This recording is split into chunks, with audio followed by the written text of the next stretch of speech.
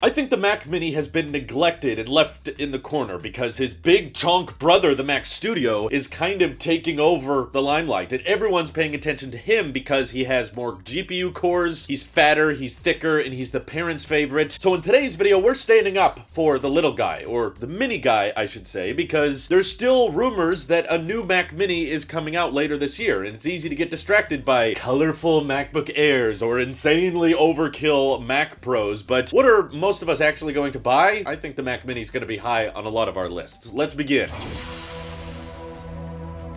So 9to5Mac has had some pretty reputable sources lately, and their sources are now claiming that Apple is planning on launching an M2 equipped Mac Mini later this year. Now, because I think WWDC will likely kind of convey or unveil the new Mac Pro, I wouldn't be shocked if this ends up getting pushed until, like, you know, September, October, maybe even November. So don't expect it within the next 3 or 4 months necessarily, but for those who are unaware, the M2 chip is rumored to mainly be a graphics boost over the M1, while simultaneously still being built on the A15 chip architecture, whereas the M1 was mostly built on the A14 chip architecture. Some people liked using that terminology of the M1. If we didn't do this whole Mac transition away from Intel, it probably would have been called the A14X, whereas the M2 is going to be more like the A15X. It's kind of like building on the architecture that we got on our iPhone 13 CPUs. So the individual cores will be faster, but it will still be the same 8-core CPU that the M1 was, 4 efficiency cores, 4 high-performance cores, but instead of an 8-core GPU like we're seeing right now with the M1, this is rumored to be a 10-core GPU, so an improvement in graphics, but once again, not faster than the M1 Pro or M1 Max chip, just modest upgrades, and I'm sure there will be a binned option that starts with a 9-core GPU, so an improvement nonetheless, and that's what Apple is prepping for the base model Mac Mini refresh, which of course, I think because Apple has now showcased they are comfortable with frontal I/O on the Mac Studio. Basically, they have front-facing USB-C ports and an SD card slot. If they're comfortable doing that on the Mac Studio, I say go ahead, let's start bringing it to the Mac Mini as well, because that's going to be sitting comfortably on a lot of people's desks underneath a fairly pretty studio display, I'm sure. And if they are able to up the Thunderbolt controllers in the M2 Mac Mini, then perhaps having 2 Thunderbolt ports on the back or 4 Thunderbolt ports on the back and having 2 USB-C ports on the front won't be that big a stretch. But let's say, for instance, the M2 chip does not get better Thunderbolt controllers, and you do need a beefier chip with more high-performance cores in order to account for that frontal I/O. Well, that's where some more good news comes in. 9to5Mac sources are saying that Apple is working on an M2 Pro chip that they do plan on bringing to the Mac Mini, and as soon as I read this, it made perfect sense in my head, because I was like, hey, you know what's kind of weird? The Mac Studio starts with the M1 Max. Granted, it's a binned version, but still. They didn't want to put the M1 Pro in the Mac Studio, maybe because they wanted to price it at $2,000 or something like that, but it does kind of make it awkward that the M1 Pro chip is only available in MacBook Pros, and there's no way to get that in a desktop right now. And according to the latest reports, Apple has no intention on introducing a higher-end 27-inch iMac of any kind. So is the M1 Pro destined to always be a laptop chip? Perhaps the M1 Pro specifically, but it would make a lot of sense in my opinion if the Mac Studio is intended to start with the Max and have an option to go to Ultra, then the Mac Mini should start with the M2 and have an additional option to go up to M2 Pro. And 9to5Mac sources are saying the M2 Pro chip is going to have, similar to the M1 Pro, 8 high-performance cores, except this time 4 efficiency cores. So a 12-core CPU overall, which is an improvement on the M1 Pro, and likely similar number of GPU cores. So I would expect a binned option to be 14 and a non-binned version to be close to 16. But similar to the M2 chip, they might double up on that again. If the M2 chip has a 10-core GPU, then maybe the M2 Pro will have a 20-core GPU and a binned option that's 18 or so. If that higher-end CPU and GPU can allow for more Thunderbolt controllers, then I could absolutely see Apple actually supporting 4 Thunderbolt ports on the back of the Mac Mini, which means, thank God, we can kill that Intel Mac Mini that's still being sold for some reason. That won't need to exist anymore, and you could accommodate 4 front USB-C ports, just like the Mac Studio. I think the studio is kind of hogging all of the cool toys, and its little brother is feeling a little bit jealous right now, so providing some additional I/O on a more affordable price point, I think if you could get the M2 Pro chip on a Mac Mini for, say, $1,200 or $1,300, that would be an insanely popular option for people that just can't swing the $2,000 that the Mac Studio is. But of course, if you don't need that additional I/O, having an M2 chip in a Mac Mini that still starts at around $700 is going to be a fantastic value. You won't be able to build another computer for $700 that'll be faster than the M2 chip. I'm sorry, even if you got something remotely close, the I/O would not have Thunderbolt, and it would definitely be an ugly, beefy, less efficient PC. So thanks to the unified memory and the optimization of the M2 chip, I think this would be a solid machine and a real complementary option for a lot of people's budget desktop setups, which hopefully we'll see these new Macs later in the year. The only weird part is, I don't know if Apple wants to introduce the M2 and the M2 Pro at the same time. In the past, they haven't done that. They would typically just announce M2 and then maybe down the road introduce a Pro and Max version of that chip. But we're in uncharted territory here. We're not exactly sure how often Apple wants to refresh their silicon and how much of the new silicon they want to make available at a time. Some people saying the Mac Pro coming this summer is going to be based more on the M2 chip than it is the M1. So if that's the case, are they introducing a whole new wave of silicon in the summer? I don't know, but I just hope that the Mac Mini gets some love and attention as it deserves. It's a fantastic device in a great form factor, and I think it deserves the frontal I/O just like the Mac Studio has. What do you guys want to see on the next generation Mac Mini? I would honestly love to have a little MagSafe ring on the top to charge devices with, but all that good stuff, let me know what you're thinking down in the comments below. This is your Apple Sheep here. I'll see you all in the next one.